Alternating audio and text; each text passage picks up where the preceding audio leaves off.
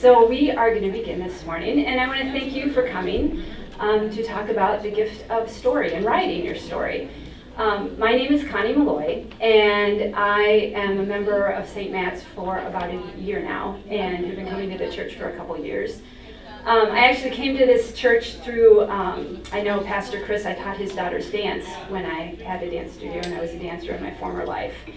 And I love it here, and I'm so glad to be doing this for you today. So I actually have recently published a book that is a memoir titled Tornado Dreams. And that book is a story of, well, with tornado in the title, you can kind of imagine something dramatic and traumatic happens. But it is titled that because during my youth, I had many, many tornado dreams that were wrapped around and kind of prophesizing what was actually happening in my home. And through writing this, which really came out of a desire to be a writer, that's where I come to writing from first and foremost. There's just a story there to be told. And through that, the teacher in me brings out the message that things don't have to be the way they are. We can go through things, but we can change the outcome. We have the power to do that. And so that my book is that journey. But to kind of back up for a moment, I woke up this morning thinking about this, and having transitioned from a life as a dancer and a teacher to now heading into a career as a writer, I hope. I just woke up this morning and there was this little voice in my head, and it's just like, you love stories. I do love stories. I love sharing stories, I love writing stories, and I love helping people write stories, whether those are true, fictional, or otherwise. And so I kind of had this burst of just, oh my goodness, I'm really excited to be doing this today because I'm starting down this path. So you're all with me at the beginning. And I just think that if we can, through stories, open ourselves up to our own lives, but also bring something to other people, then that's just a great gift. And we are here to talk about faith stories. And my whole story is my faith story, because I have lived with this eternal belief that things can be different. It's what I used to go up to my mom and I'd be like, this doesn't have to be this way. This can change. Why are we staying in this moment? And our moment led to a rather, my father wrought destruction on my home like a tornado. And I would tell that, but if anybody chooses to read my book, it really kills the whole first part of the book. It's what the first part builds up to, and it just spoils it quite a lot. But Thich Nhat Hanh, who is somebody that I like to read, sums up my journey. Whoa. We're back. Sums up my journey best. And so I want to read a quote from him. As soon as I find it, sorry. And that is this. If we can recognize suffering, and if we embrace it and look deeply into its roots, then we'll be able to let go of the habits that feed it, and at the same time find a way to happiness. Suffering has its beneficial aspects. It can be a great teacher. And I think so often that suffering that is inside of us is very hard to bring out and to share. But if there's one thing I've learned since I've written this book, and anytime I tell someone, everybody has a story. We all have stories that are good, right? But those aren't the stories then we're compelled to, it's like, oh, I had this thing happen to me, and oh my goodness, and they unveil their story to me, and it just unravels, and it comes out quite naturally. And so how do we get to writing our stories, which is one of the things that I'm bringing to you today. But first I'm going to tell you a little story. And this is a story of when I was a junior in college, and it was at Thanksgiving. And I had gone home, and my house has a detached garage. And so if the garage is here, my house is over here, and right in the middle of it is this huge, massive maple tree. So I get home, I get out of the car, I go in the house, and as bedtime is coming on, I realize I never got my duffel bag out of the car. So I go out to get it, and it has started snowing. And so as we all know, snow can bring that very peaceful quietness to our surroundings. And I get my duffel bag out of the car and I turn and I'm walking towards this maple tree. And on the ground is this walnut with this perfect circle around this walnut, just setting it up. And I'm like, oh, a squirrel must have been trying to dig that walnut out and he's been running around it, right? And behind me is a street light, so I am backlit. And so my shadow's in front of me and the walnut's over there. And all of a sudden, as if it's not quiet enough, just this silence befalls the silence that's already there. And I'm standing there like, what? This is the weirdest thing ever. And then from behind me, because I am backlit, is just this massive span of wings. And it comes right down over my head, flies right up in front of me, turns around, lands in this huge V of two big branches. And it's this owl. And he is big.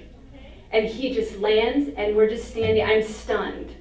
I'm just eye to eye. I'm standing there staring at this owl. In my mind, because I have a grandfather who's a Native American, I'm like, animal totem, animal, what's the owl mean? What's the owl mean? The owl actually is a symbol of oncoming death, but a spiritual death.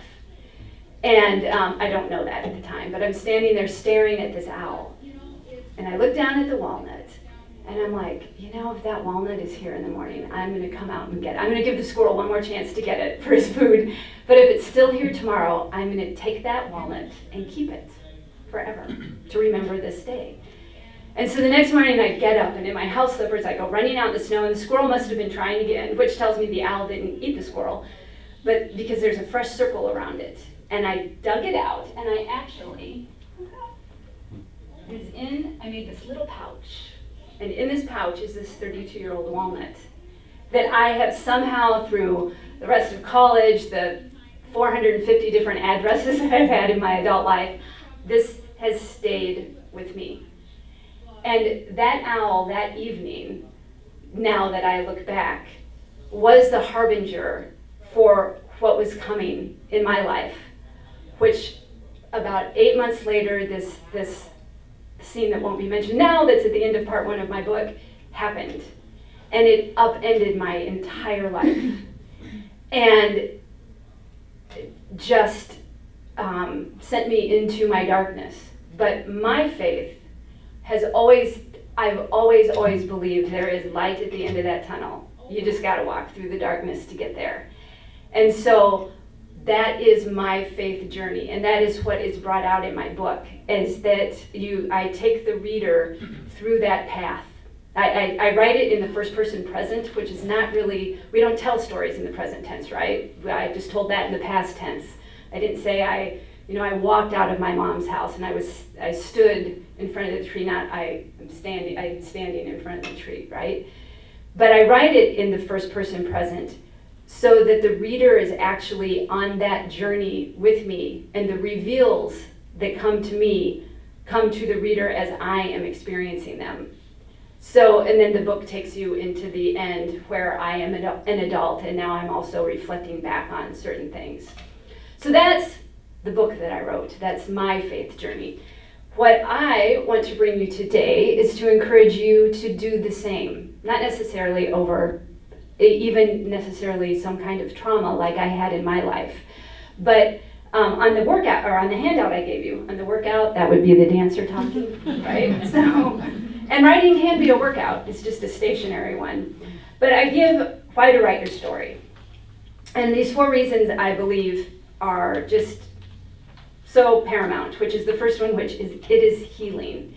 Even if you are telling a good story excites us, it animates us, which is different than being affected. It animates us, it gets energy moving in our body, and you can't help but feel good, and the person you're telling the story to feels good if they're engaged with you. If it's trauma, those stories often are locked inside us.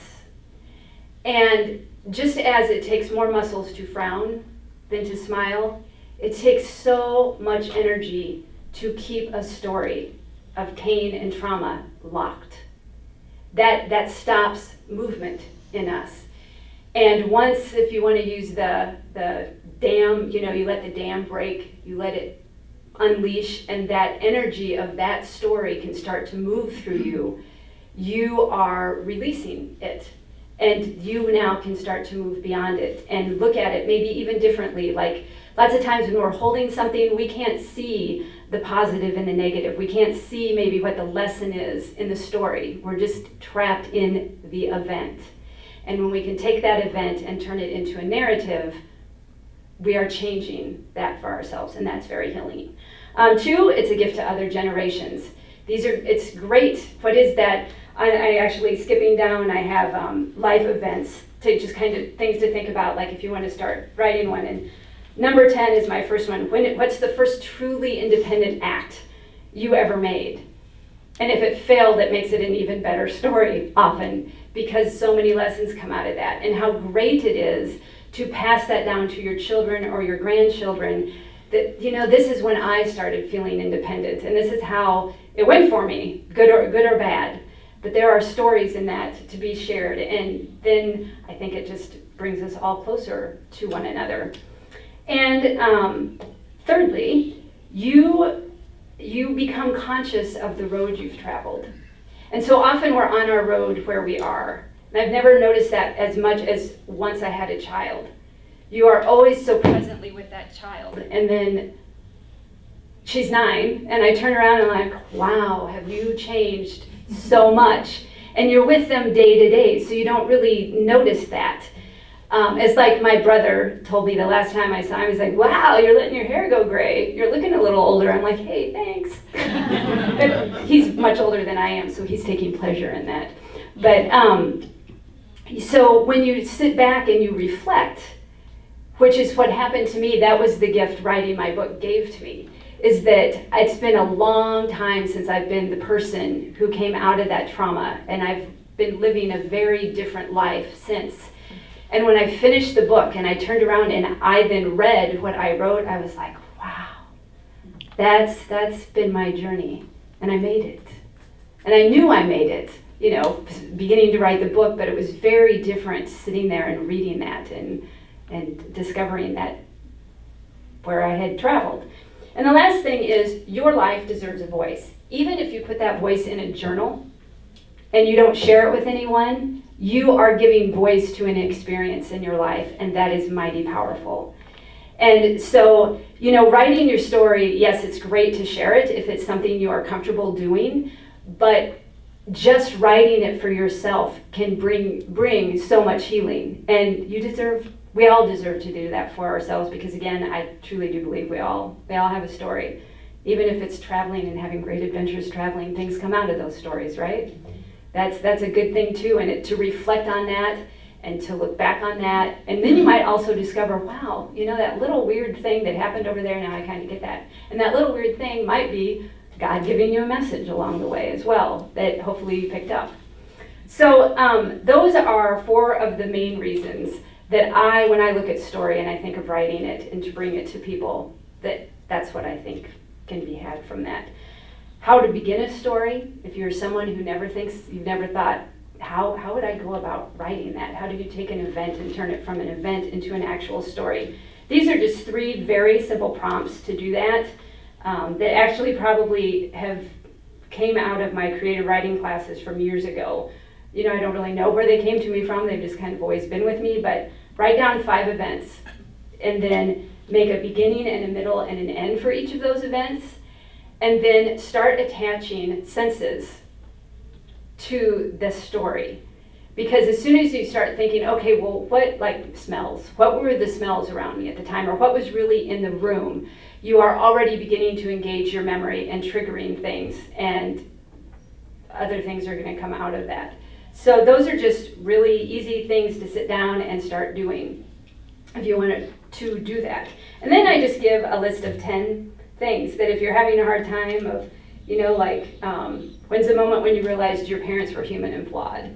And then when's the moment you realized you were human and flawed? And I keep going back to, for me, that in my faith story and in everything that I write, it's always there. In the darkness, it's there. And maybe that's one of the things that helped me come out of the darkness, is because I never felt, even though in many ways I felt that I had been abandoned by my family, I was not alone. And that is just, I thank God for that feeling, because I've just not ever had that. And that helped me have a vision for where I could take myself. And so that's what's in my story. Then my question to you is, what's in your story? What is sitting in there that keeps you in those moments of tragedy or sadness, or even greatness? What keeps propelling you forward? And those are worth sharing with people. So that is my little thing. And I am now going to hand the microphone over to Katrina, who will take it a little further. Thanks, Connie. Good morning, everybody. So I think we're kind of like a good balance, because I'm somebody who, like, the idea of writing a book makes me want to go like climb into bed and pull the covers over my head and go like, no, don't make me, please don't. And so I think that there are a lot of people who really feel like they have a book in them. They've always wanted to write a book, and this is such a great opportunity to process just their story or whatever has happened to them in their lives. And then there's people who are like, but I don't really like writing, which is like totally been my story the whole time. I don't like to write. I don't know. I would never publish anything. Who would be interested? Why would I go through that process? And so what I want to offer is that you can still, through the process of writing, allow yourself to have the time and space to just process all kinds of things that have happened in your life, and even maybe things that are to come. And then also even integrating in how you think that God has been, in effect in your life. And when you take the time to explore that, then, you're at a place where you're better able to maybe communicate your faith story with somebody else and offer it to somebody. Like, I know, so I'm actually the head of the evangelism committee? I know I'm the head of it. I don't know what I am. I'm like on the church council. That's what we'll say. And when they asked me to do that, I was like me? Like, what are you talking about? Because I don't like to talk about stuff like that. And so maybe that's why, right? They asked me to do it because I'm the one who's very uncomfortable talking about, my religious beliefs. So what I want to offer to you is that any story that you have, like anything that's ever happened to you in the past, is only a collection of thoughts that's in your brain. So let's just think about that, right? Like, it's already happened, and so the only place it lives is in your mind with the thoughts that you choose to think about it. And what's really interesting is something will happen, and we will have our story about it. And there's actually a lot of research on this, how people will go through the exact same situation, but have very different memories of it. And so I'll give you just like a very quick example from my own life. My mother growing up she's like German immigrant, all about healthy food and just like discipline and everything. Well, she would take us, me and my older brother, to this pediatric dentist, not in town, so if anybody, we didn't grow up here, so nobody starts going like, I wonder who it was. And he was like the most horrible man in the world. He was just awful. I think he kind of hated children, I'm not sure. But that was my experience of going to the dentist, and it was very traumatic for me. Like, I can remember what that waiting room looked like it was yesterday, because I was so worked up and so nervous the whole time I was there. Parents were not allowed back, so my brother and I would go back together alone, and then it was just never good. And my mom knew that this was a very stressful situation for us both. And so what she would do after we were done and all checked out is there was a donut shop really nearby, and she would actually take us to go get donuts after we had just gotten our teeth cleaned. And I just remember this was just so not what she would do. Like, she was all about healthy eating and not having too much sugar. And I remember one time even saying, Mom, it hasn't been 30 minutes since I had my fluoride treatment. And she's like, it's okay, just do it. So I have such vivid memories of this. I remember the donut shop. I remember what donut my mom would get, what donut I would get. I mean, this is so seared in my mind. So my older brother, a couple of years ago, I'm like, remember when Mom would take us to go get donuts after the dentist? And he's like, what are you talking about? That never happened. He was there. I'm telling you, this happened. But so this is just the prime example of, right, like, you know, this, I have this whole story of how this all went down, and his story is very, very different. So it doesn't mean, just because he doesn't remember or doesn't agree, doesn't mean that my story is any less valid or true to me or anything like that. So it's important to recognize that, because sometimes we think like, well, this is what I remember, but everybody tells me I'm wrong. It doesn't, like, right or wrong doesn't play into this. It all comes down to what is the result of the story you tell yourself, about what happened to you. So sometimes we can have had things that were very traumatic that happened to us, and we can tell that story in a way that really is sort of like this crutch or a very painful thing, or it's the answer to why we've never really been able to be successful in our lives, or you know, it's just always this story. I mean, we all know people like that, right? It's like it always comes back to this one thing that's holding them back in their lives.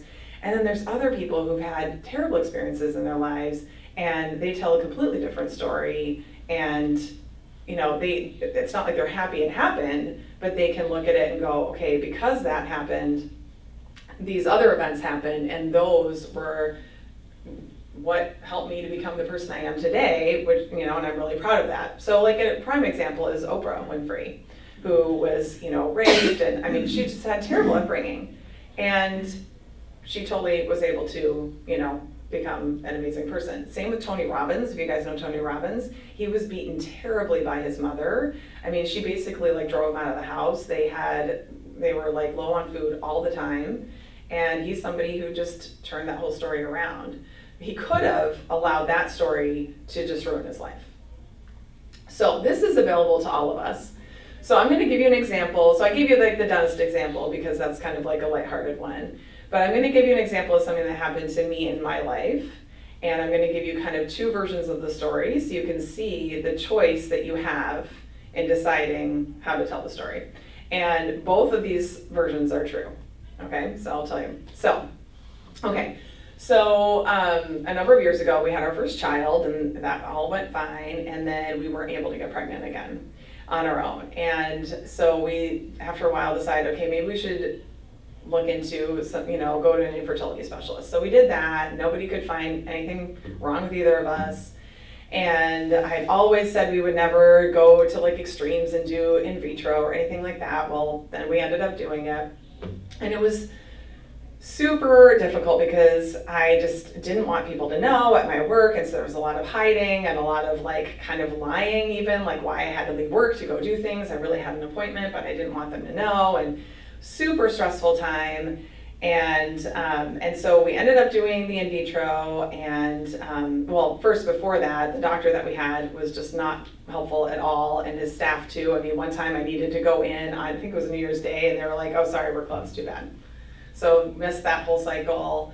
They were just very insensitive. And then we found a different doctor and went through the whole process of in vitro, and it actually worked, and we got pregnant the first time. But 6 weeks into the pregnancy, my ovary twisted on itself, and I had to have emergency surgery on my abdomen with general anesthesia. So, you know, very early in the pregnancy, and so that was super scary. So they were able to save the ovary, and that was fine. But then as the pregnancy progressed, even though things seemed fine, my doctor was out of town when they normally would have kind of induced me because I was overdue. And so they said, oh, you know what, it's fine. Like, we'll just wait. It's not a big deal. Like, you can, you know, we can induce a little bit later. So then it was April 1st, or April 1st was coming, and they said, we can induce you then. It's the only day that we have available.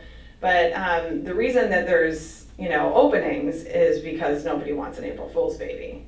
And I thought, well, then I don't either. Like, I don't want, everything's fine. Like, I don't want an April Fool's baby. Like, okay, that's fine. And so that was leading up into Easter weekend. And they said, well, we could induce you Friday, but it's Good Friday, so we don't have any scheduled inductions. So we'll set it up for you for the Monday after Easter. I'm like, okay, that's fine. No big deal. That's totally fine. Well, Saturday night before Easter, I went into labor and labored on my own at home because there was just no reason to go in earlier.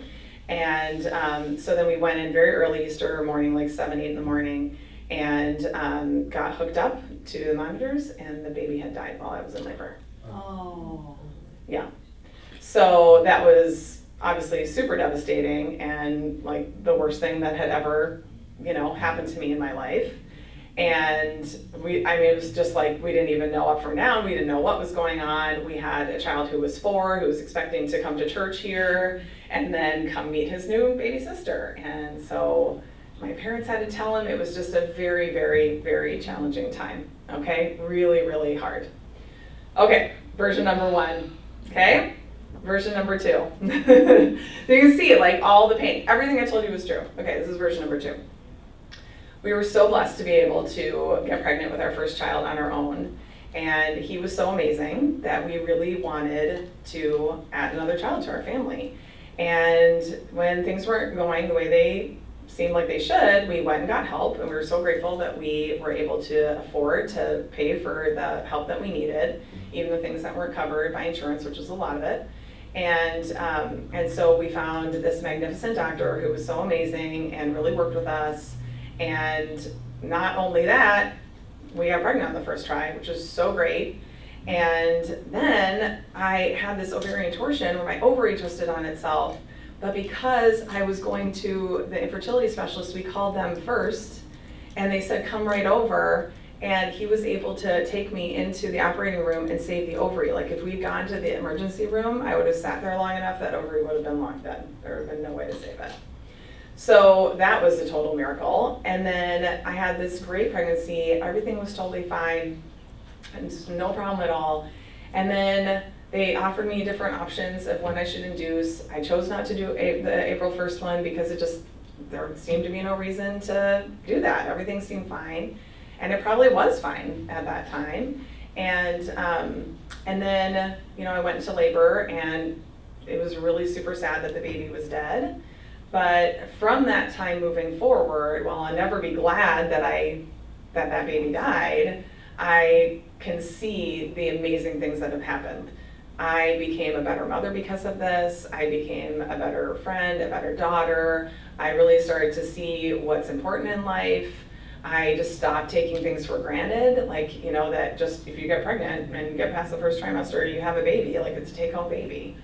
No, not necessarily. And so I can look at the 2 subsequent children I had after that and know that they wouldn't be here if she had lived. So it's not like I'm glad one way or the other. It's just that I can see these great things that have happened. The other thing that really happened that was amazing was I had a bit of a faith crisis during that time. And Pastor Gary, who used to be one of our pastors here, was really instrumental in helping me to sort of solidify the foundation of the way I see my faith as an adult. And I don't think that would have happened had I not gone through that process. Of all of it, the thing that makes me the most emotional is thinking about how he helped me, because it really, really changed my life. So while I'll never be glad that my daughter died, it really has helped my life for the better. I'll never look back on it like it was the worst thing that ever happened to me. It was just something that happened to me that I wish didn't, but it has propelled my life forward in this amazing way. So, can you guys tell the difference? Like, we all know people whose story is the first way, right? Where it's just like, this is like, I had a client actually who, so follow me on this, her aunt's child, so like her cousin, committed suicide at one point, and the aunt now is in her 80s. So, and he committed suicide, I think, 40 years ago. And she was saying how that at any family event, doesn't matter what it is, if they're chatting, whatever, if there's ever a pause in the conversation, she'll say, I just don't understand how he could do it. Like 40 years later, that story is still just like top level for her. So not to judge it and say that she shouldn't be doing that, it's just that it's creating a lot of pain for her on a regular basis. So you can also decide to tell yourself that story in a different way. So for someone who doesn't like to write, I will tell you that writing is the best way to do this. Unfortunately, I wish there was another way that we could do it. But spending the time, going to the hard place, letting yourself feel the emotions, because that's usually why we don't want to go there, because it feels like it's too hard, or like then I'm gonna have to cry. Well, it's okay. Crying is a normal human thing to do. Like, it's okay to do that, to process the emotions. But to spend the time writing out what the story is you currently tell, what you tell yourself, what you tell other people, what is that story? And then you can actually look at it. Once it's out of your head, then you can look and see, okay, what is the result of this? When I tell this story, how do I feel? Like, does this empower me? Does this make me want to be a better person? Does this make me go out and help the world? Or does this make me hide and feel like a horrible person and feel completely disempowered? Oftentimes we feel this way with relationships. We think like someone else needs to change so that we can feel better, or so that the relationship can be good. Like, everything will be great. Everything's great on my end. She just needs to be different. And then we start realizing, what Marianne Williamson says it only takes one sane person to make a great relationship. And so it's like, you can be that sane person. But when you really see how you're like blaming the other person, you're putting all the, you're giving them all the power to determine how you feel and the story that you tell. And you can go, wait a minute, what if I can tell myself whatever story I want? What if I just tell a different story? And one that also is true and believable. So this isn't like Pollyanna stuff where you're just like making things up and you don't believe it. But it's really looking at, does this way that I tell the story to myself and to other people serve me? So I think the best way to do this, and I make myself do it. I pretty much resist it just about every single day, but I do it anyway, is to just carve out, like, I usually tell myself 10 minutes, but sometimes I'll go even up to 30, to just write about whatever it is, just to process something. Like, I'll give you an example of one I did just last night. I got an email from somebody that I don't know in person at all, and just kind of this sort of other connection. This person asked me for $9,000. And my answer was no, but I didn't feel like really good about my response, like where I'd be coming from as I was responding to them by email. And I thought, you know what, I want to just like clean everything up in here first before I write that email. And so that's what I spent that time doing. I took time to just judge him, like, what is everything, like, let me just get it out. Let me just look at all of that. And then I could get to a place of compassion. Like, he really is just trying to, figure something out. And I decided, you know what, I'm approaching this kind of from a place of like tough love, like a parent. Like, I love you, I support you, I think you're amazing, but I don't support this one thing that you want to do. And so I'm not going to financially support you. And then I was like, okay, that feels good. Now I can write this email. Now I know what I'm going to say.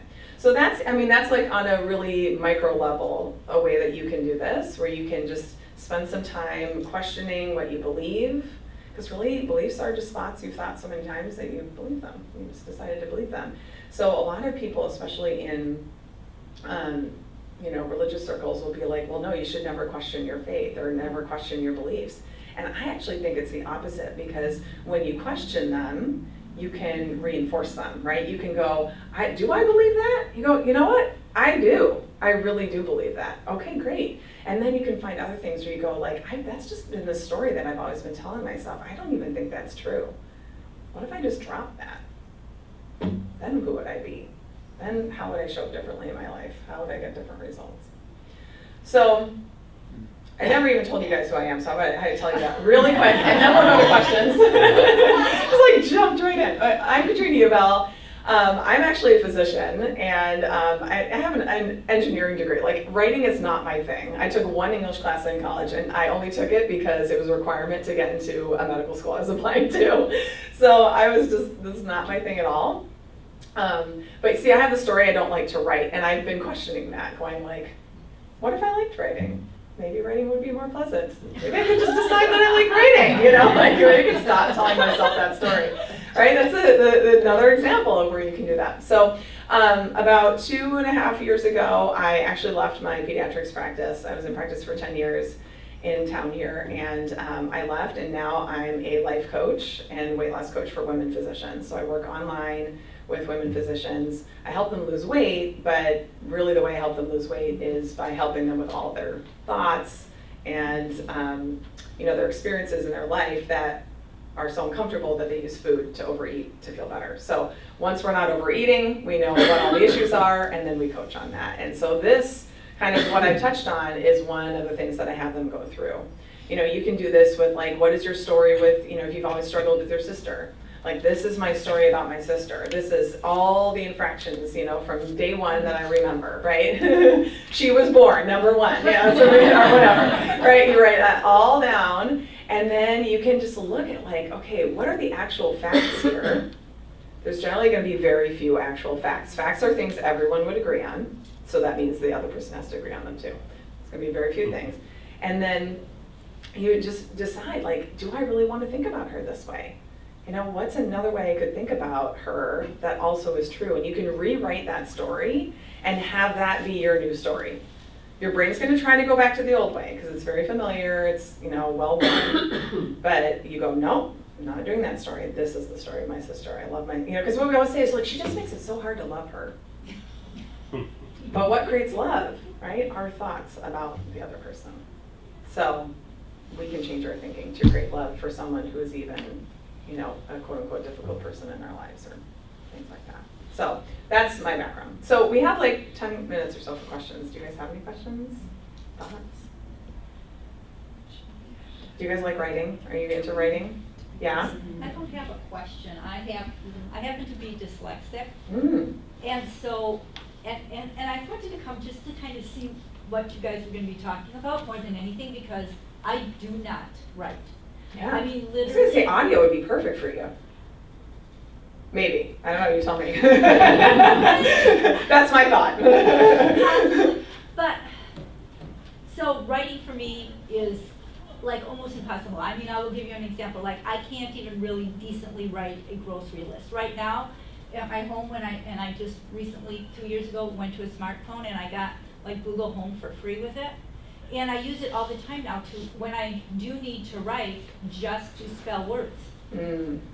And so, but I still think you can use some of this, because I do believe in this whole telling your story and understanding that.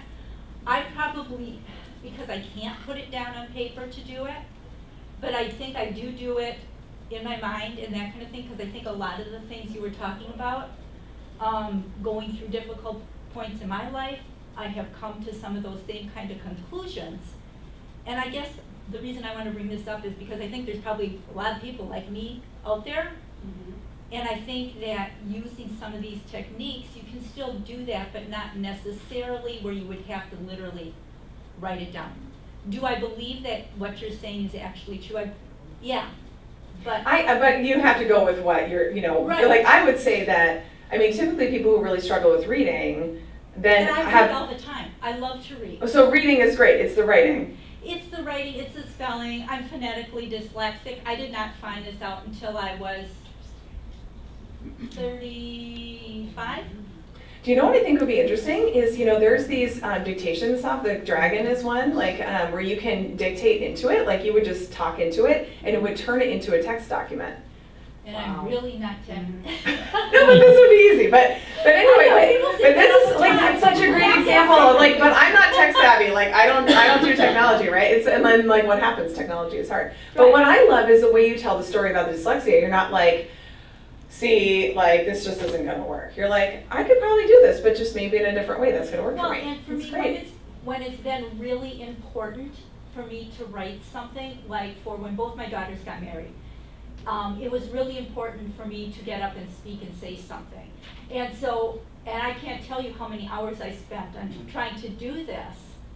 And then I had, like, my sister had a friend who did some writing and stuff, and the one time she kind of went over it and stuff and just helped, because it's the grammar, it's, you know, and if you're going to be talking to a lot of people, you want it to sound right. I'm much better at speaking, obviously, than I am that I can write it. And so, but it took me a ungodly, a long amount of time to do that. So when it's important, I do. I mean, and there's times too, I'm very much into like sending cards and things to people. And, you know, even small verses, it takes me a while. I pray now most of the time because my with my story, my faith has just grown through a number of things that happened in my life. And so, yeah, I think this is, wonderful, but I just want people to know that you can still get there through this, Yes. Yeah. but it might not be exactly just the Right. writing of it. Well, and that's what's so great is just making sure that you're getting the result that you want, which it sounds like you are. Now, what happens with a lot of my clients is they're like, yeah, I do all that stuff, I just do it in my head. But the reason why I encourage them to write it is because I know they're not getting the results that they want, right? They're like, yeah, this isn't really working. Okay, are you doing your thought work? Oh yeah, I'm just doing it in my head.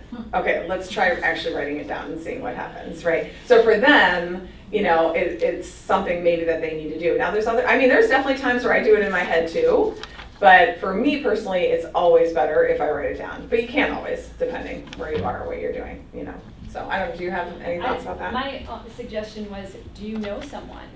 Also, like there's the tech dictation, but do you know someone that would work with you, that you could tell them the story and they could then write it for you? Which of course then that opens the exposure of it quite possibly before you're ready to do that as well. But that would be another avenue, is having someone help you do Yeah, that. totally. I actually follow this kind of a business person who, he's 75 or 76 now, and he has committed that over the next 25 years he's going to write a book a quarter, so every 3 months. And It's a word count. yeah, they're pretty short. I think they want it to be able to be read in about an hour or so is like kind of his goal. But what he decided was like he wasn't going to write. I mean, he's the author on the book, but he put together a team. And so what he does is whatever the topic is, someone interviews him on his team, and it's all verbal. And he has ADHD and whatever, and so like this is better. So he just tells them everything, they record it, and then they go and, also knowing his work, like kind of reformulate it into a book format, and then he reads it and edits it and that kind of thing. But it's just an interesting idea. So you think like it has to be all me. Maybe not. Yeah. Oh, yeah, no. Yeah. Go ahead. I really liked your story about the dentist, Yeah. because in thinking about writing, I'm overly conscientious about it being factual Yeah. rather than subjective reality. And if I can say, oh, it can just be subjective reality, it doesn't have to be necessarily objectively true. Right. Like I would Right, guess it's- your brother would read your book and say, come on, Connie, this didn't happen. Right, and that's kind of like your life deserves a voice. It is your voice, and that was probably the biggest struggle in writing my memoir. Is I have 3 siblings, and everybody in my story is alive. My parents, just all the players are living. So how do you take this and make it your story? And if you're interested in writing, there's on the suggested readings, this William Zinsser is known as one of the best teachers of nonfiction, definitely personal narrative. And he has exercises in there of how to find your theme. And then once I found that, which my theme was, my book is about my relationship with my parents, how that relationship affected my ability to have relationships in my young adult life, and what did I do to change that. So now my life and my relationship with my husband, it does not even resemble what was role modeled for me. And so that's not about my siblings. It's not their relationship with my parents or their relationship with me even. And so it's when you can find that and you are just telling your story. And in my case, I tried to do that with great compassion because the incident that happened in our life was very, very public. And it was all over the state news. And in fact, it was 2 years before my senior year in college. And it was before school started, and somebody that I danced with in the dance department lived in Wausau, Wisconsin. And she called me and she's like, I just heard this story on the radio, was that your dad? And I was like, oh my goodness gracious. And so my whole family's been affected by that. So how do I compassionately address that? And one of the ways that I do that is I very much stress this is my story. And how my siblings have reconciled that, I have a good idea about that because I know their lives, but that's still their story to tell. And I told my story. Yeah. And that, I think is really difficult for people, is just because if you care about the people around you, even if that you have difficult relationships with them, my family's been through enough. I don't want to make it worse for them. And this is a 30-year-old story. So I am telling this story so far on the other side of it, but my siblings are not on the other side of it. They are the person who walks in the room and says, you know, why? And then go, I'm not, then they're like, I wasn't affected by that. You might have been affected by it, but I wasn't. And so that's all in Like there. sometimes people be like, that wasn't even a big deal. You shouldn't be so bothered Yeah, by why that. are you still bothered by it? I'm not. But like, right. because I'm a different person who gets Sure. to interpret it differently Yes. than you. Yes. Yeah. Yeah. So. That's a really great question, because a lot of times we do get like, I mean, in my story about the dentist, I mean, the facts are we went to the dentist, you know, He's not your brother, his not name your was dad, Dr. right? Rackham. You know, know his name, you know, my teeth were cleaned. He had a waiting room, right? I mean, these are things we can all agree on, right? But like my whole interpretation of it, like I remember there these prints of big Norman Rockwell paintings, like all around that Nice waiting family room, feeling. right? Family feeling. I can remember there was the one with the golden rule on it, and I remember just like reading that. Like I would be in that waiting room just trying to like distract myself from my anxiety, like looking at anything, like, you know, and then my brother's just like, what are you talking about, right? So like, you know, that's all just my, like you're saying, my subjective reality. That's the way I choose to remember it. And even my mom then, so I said to my mom, Christopher doesn't remember that we went to the dentist, or went to the for donuts after the dentist. And she was like, did we do that? And then I'm like, wait a minute, I am not making this up. This definitely happened. You know? You should offer her that favorite donut that she had. And I know she likes would it. say, I never Right, I know. understand that flavor. I know, it's so funny, it's so funny. I got a question. Yeah. What do you think was the biggest obstacle for yourself in viewing it one way versus the other way? Yeah, like with my daughter who died? Yeah, what was the Yeah, biggest you thing? know, I think I just kind of, so my parents, so I had never really gone through a big like loss up until that point. So I only had one living grandparent when I was born. She died when I was 6, and she lived in Germany. So I knew her somewhat, but it wasn't like someone who was very close to me who I had lost. So this was really the first time I went through anything like that. And for some reason, I just really had this kind of, like, once I got an epidural and I could think straight, I was really like, I've got to figure out how to do this, like this grieving thing. Like, I don't know how to do this. And maybe that's just kind of like the, you know, kind of academic in me or whatever. I'm just like, okay, where are the books? Like, what do you do? How do we go about this? And I'm truly so blessed to have St. Matt's in our lives, because we had just become members like maybe a year prior, maybe a year and a half. And just the outpouring of support, and I mean, Pastor Gary was amazing. We didn't even, it was the kind of thing where you don't even know what you need, and then when it's showing up, you're like, how do you know I need that? Like, have you done this before? Like, what's happening right now? And so going through and reading different books about infant loss and things like that, I just had time, I gave myself time to process and to grieve. I right away saw a therapist. I was like, because I'm a pediatrician, and I was like, hey, my baby just died. All these people think that I had a baby. Like, I can't hash this out with every family that I see. Like, how am I ever going to go back to work? Like, I had a lot of like, how am I going to function in my life again? And so I think it was just somewhat being all in and open to the process, not having resistance to like, no, but this has to be like, you know, almost like some people sometimes hold that pain almost like a badge of honor. Like, if I let it go, then that means that I'm dishonoring the person who died. And I was able to kind of work through that and realize, you know what, like, it doesn't have to be that way. But it's not like a month later I was there, you know. I mean, this has been 8 years now, so it's like, it's definitely been a process. And I really thought that I was through most of the grieving. And then in the last year, there was another little kind of thing that I had been sort of like, you know, sort of sweeping under the rug, so to speak. And that was this little thought that I had that maybe it was my fault that she died. And every time I had that thought, I would just be like, oh, I know it's not my fault. And everyone told me it wasn't my fault, and it wasn't my fault, So I would just more resist that instead of actually going and looking at it. And so I was actually working with a life coach myself, and she said, well, what if it was your fault? So she's not accusing me, okay? She's not saying it was your fault. She's just saying, what if it was your fault? And I started sobbing, like uncontrollably, immediately. And I was like, I think there's something here. I think we touched on a sensitive point. And so I really had to go through, like, it's not so much was it my fault or was it not?